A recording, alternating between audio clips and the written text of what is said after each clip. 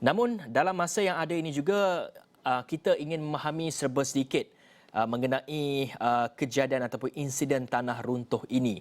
Bagaimana sebenarnya ia berlaku dan juga apakah antara faktor-faktor berlakunya tanah runtuh ini serta apakah langkah pencegahan yang boleh kita lakukan untuk kita mengelak daripada kejadian yang sama berulang kembali. Dan untuk itu kita akan bersama dengan Profesor Datuk Dr. Azizan Abu Samah, merupakan pakar geologi dan juga geosains di talian bersama dengan kita. Assalamualaikum Prof. Waalaikumsalam.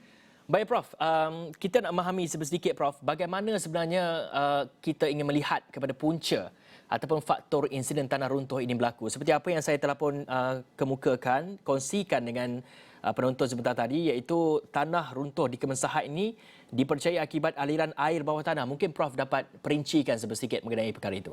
Baik, pertamanya tanah runtuh hanya akan berlaku di kawasan yang bercerun. Jadi mengapa dia berlaku di kawasan bercerun ialah kerana ada tarikan graviti pada tanah tersebut.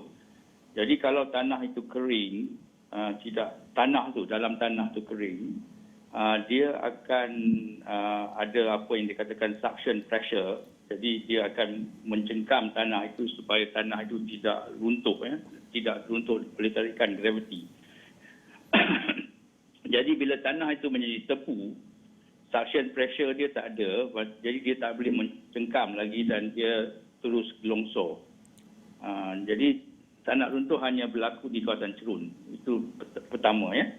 Jadi kalau berada di kawasan landai tidak ada tanah runtuh.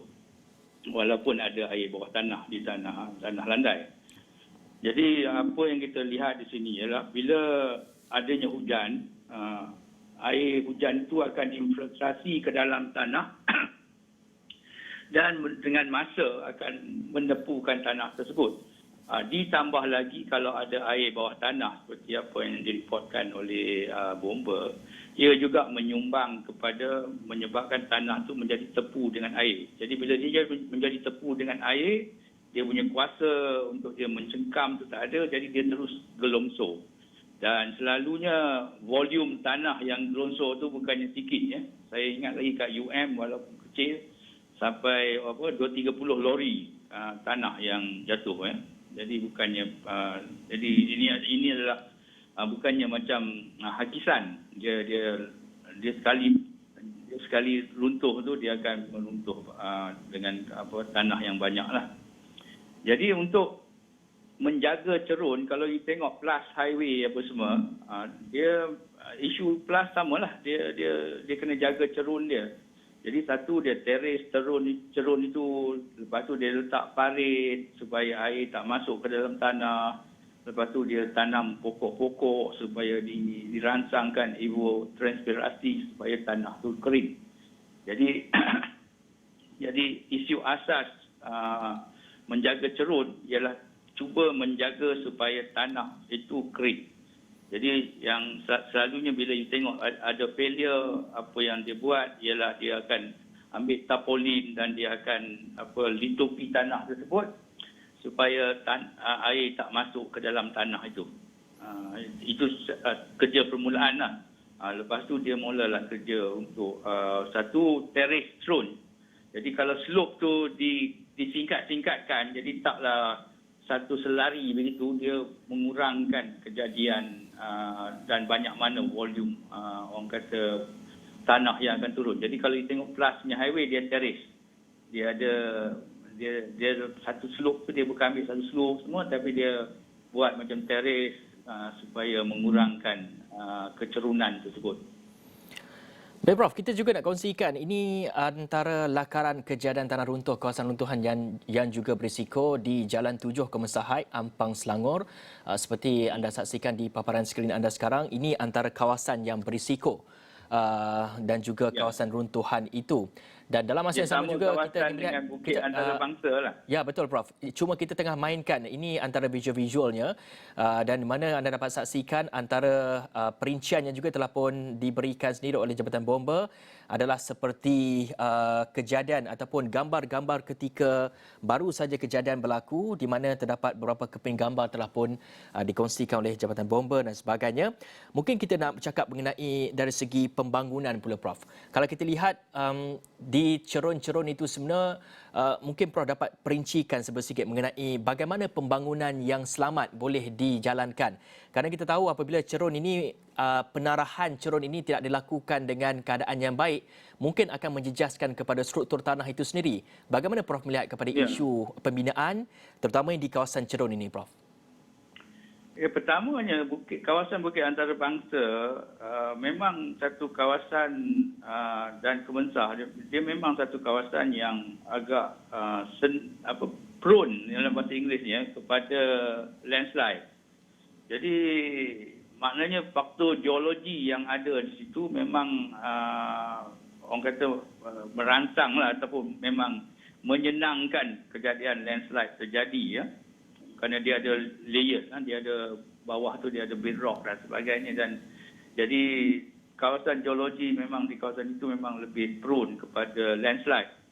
Jadi kalau ingin membuat rumah di tepi cerun dan sebagainya, dia kenalah orang kata kaji geologi itu betul-betul. Lepas tu bila dia buat cerun dia mestilah membina cerun itu dengan lebih teliti, khasnya dalam menjaga kemasukan air ke dalam tanah tersebut.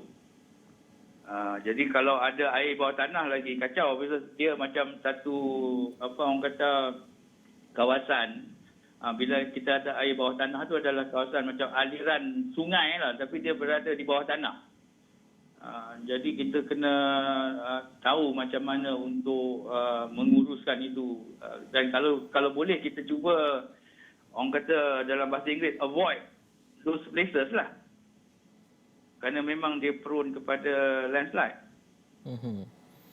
Dan Prof, tadi Prof cakap mengenai aliran air dan sebagainya, itu merupakan antara salah satu faktor mengapa kejadian ataupun insiden tragedi tanah runtuh ini berlaku dan mungkin dari segi faktor cuaca juga menyumbang kepada insiden ini boleh berlaku. Ya. Dan Prof cuaca kalau Prof dapat hujan yang menyebabkan adanya selalunya landslide akan berlaku pada bulan Disember, Oktober actually. Ini agak awal sedikit tapi taklah awal sangat kerana dia dekat dengan Oktober dan tahun ini khasnya memang kita dapat banyak hujan lah tahun ini lebih pada biasa. Dan Prof, kalau kita melihat kepada faktor mungkin dari segi faktor pembalakan dan juga pemusnahan hutan, adakah ia akan turut terlibat ataupun akan memberi kesan secara langsung kepada tanah runtuh bagi sesuatu kawasan itu sendiri Prof? Ada kaitannya kerana bila pembalakan dijalankan di satu kawasan cerun, dia ada dua faktor. Pertama, faktor dia mengurangkan evapotranspirasi yang dibuat oleh pokok-pokok tersebut yang akan mengeringkan tanah. Jadi tanah menjadi agak cepat lembap lah. Keduanya, kalaulah pokok-pokok itu telah ditebang, akar-akarnya akan mereput dan dia akan menjadi saluran-saluran di mana air boleh masuk ke dalam tanah dengan lebih cepat. So proses infiltrasi orang kata dipercepatkan dan ini juga akan membasahkan tanah tersebut dan akan merangsang kepada tanah runtuh. Jadi ada kaitannya. Tapi saya tak tahulah sama ada di Kemensah dan sebagainya kerana mereka dibina Kemensah ni dekat dengan hutan simpanan juga kan. Dan Prof, itu kita melihat kepada faktor-faktornya dan kalau kita lihat kepada kejadian tanah runtuh ini yang sedikit akan menjejaskan kepada penempatan ataupun kepada perumahan ini sendiri. Bagi Prof sendiri, sebelum kita ingin memastikan sebuah perancangan untuk kita membina perumahan itu sendiri, pastinya kerja-kerja penarahan cerun itu pastinya akan perlu dilakukan dan sebagainya. Bagaimana kita ingin pastikan untuk kita melihat hasil yang boleh dikatakan tidak akan, mungkin selepas ini tidak akan adanya risiko untuk tanah runtuh. Mungkin dari segi pembinaan cerun itu sendiri. Bagaimana sebenarnya pembinaan cerun yang baik? Mungkin ada disediakan drainage yang cukup dan juga pengaliran air yang cukup. Bagaimana Prof untuk kita melihat kepada isu ini? Ya, masalah dengan cerun ni dia ada dua faktor lah. Satu faktor hujan dan satu lagi faktor geologi. Jadi setengah-setengah faktor geologi di mana ada banyak adakan certification ya, jadi maknanya air senang masuk lagi, tanah tu lebih pasir lagi dan sebagainya.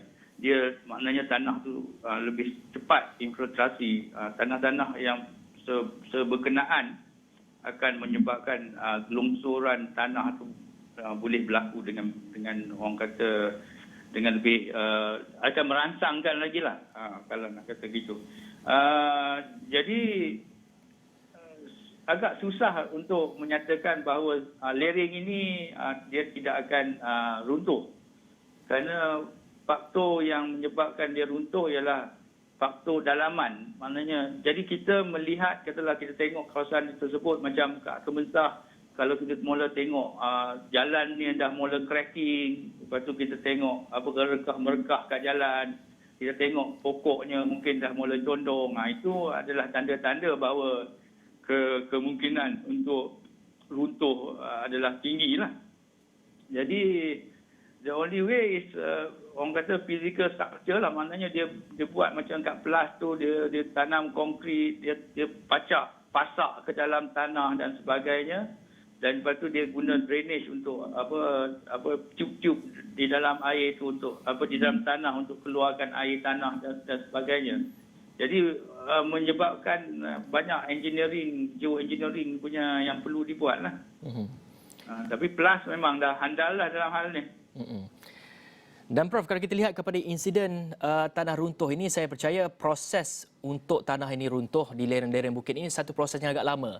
Cumanya kita ingin melihat dari segi bagaimana untuk kita mengesan pertama, dan juga dari segi kerja-kerja maintenance ataupun kerja-kerja penyelenggaraan cerun sebagai contohnya. Apa agaknya tindakan yang perlu dilakukan oleh pihak berkuasa tempatan sebagai contohnya untuk kita pastikan cerun itu berada pada tahap yang selamat dan supaya kita dapat mengelakkan tragedi-tragedi yang tidak diingini ini berlaku, Prof? Ya, dia ada dua benda yang kena buat. Satu, kontrol infiltrasi dan juga merangsangkan banyak lagi evapotranspirasi. Satu, iaitu faktor tanaman, maknanya memilih tanaman-tanaman yang bersesuaian di cerun supaya pertama tanaman itu dapat mengeluarkan air dari bawah tanah ni.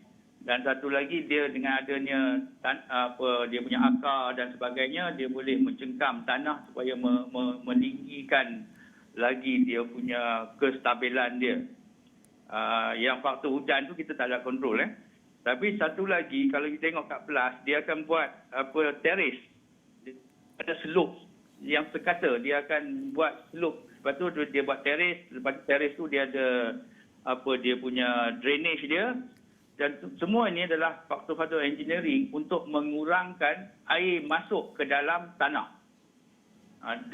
Dan kalau teruk sekali, dia akan cuba meletakkan konkrit ataupun batu-batu besar supaya memberatkan tanah tersebut, supaya tanah itu tidak gelongsor. Tapi semua ini orang kata adalah faktor-faktor geoteknik yang perlu dibuat lah.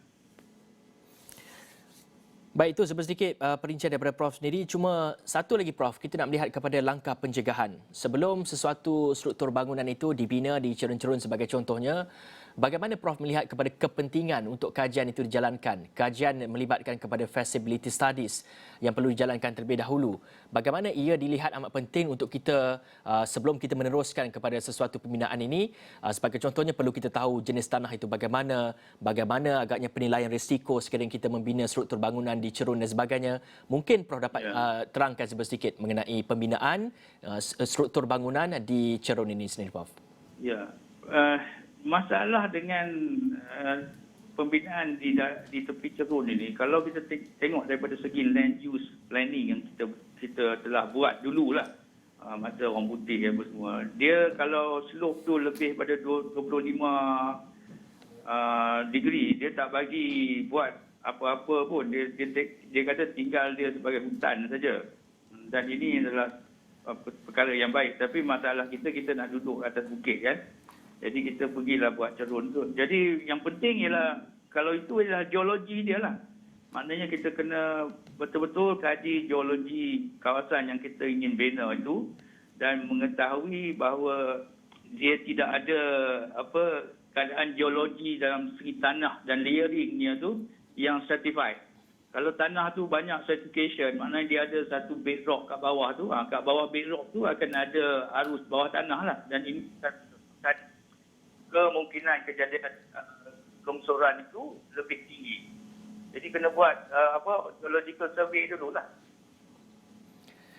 Okey, baik. Terima kasih Profesor Datuk Dr. Azizan Abu Samah, merupakan pakar geologi dan juga geosains yang sudi berkongsi dengan kita, memahamkan kita sedikit mengenai faktor dan juga langkah pencegahan daripada kejadian tanah runtuh ini sendiri.